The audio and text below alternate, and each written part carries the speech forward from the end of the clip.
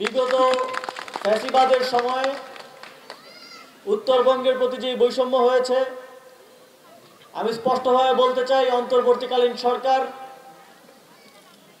সেই বৈষম্য ঘোচাতে এবং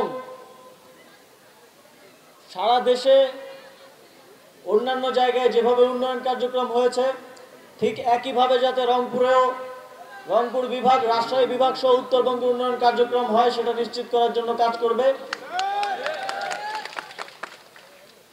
বছর শেষের খুশি নগদে হবে বেশি। নগদ পেমেন্টে নির্দিষ্ট ক্যাটাগরির কেনাকাটায় ৩০০ টাকা পর্যন্ত ক্যাশব্যাক।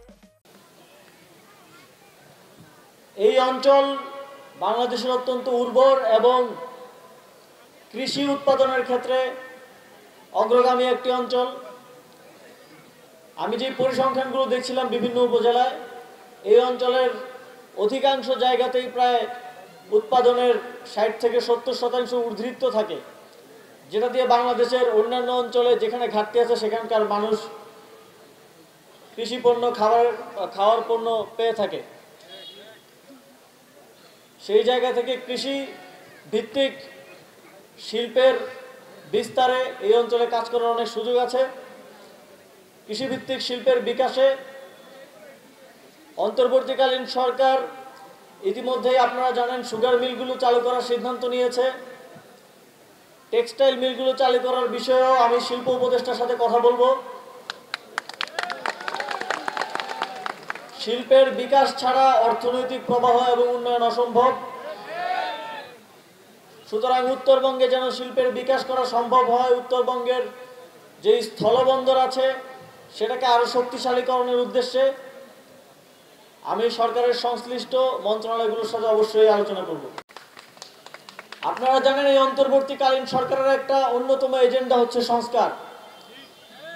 দীর্ঘ ফ্যাসিবাদের সময়ে বাংলাদেশের প্রত্যেকটি রাষ্ট্রীয় প্রতিষ্ঠানকে যেভাবে ধ্বংস করা হয়েছে, আমরা মনে করি সংস্কার কার্যক্রমের মাধ্যমে যদি তা পুনর্গঠন না করা হয় তাহলে আমরা এই ফ্যাসিবাদী ব্যবস্থার থেকে কখনোই বের হতে পারবো না।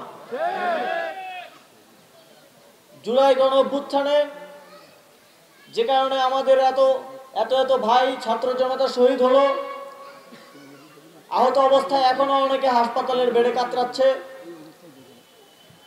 সেই অন্যতম সংস্কারের এজেন্ডা বাস্তবায়নে সরকার কাজ করে যাচ্ছে। আপনাদের প্রতি আহ্বান থাকবে আপনারা আপনাদের সহযোগিতা, সমর্থন এবং সংস্কার কাজে সরাসরি আপনাদের মতামত দিয়ে অংশগ্রহণ করবেন।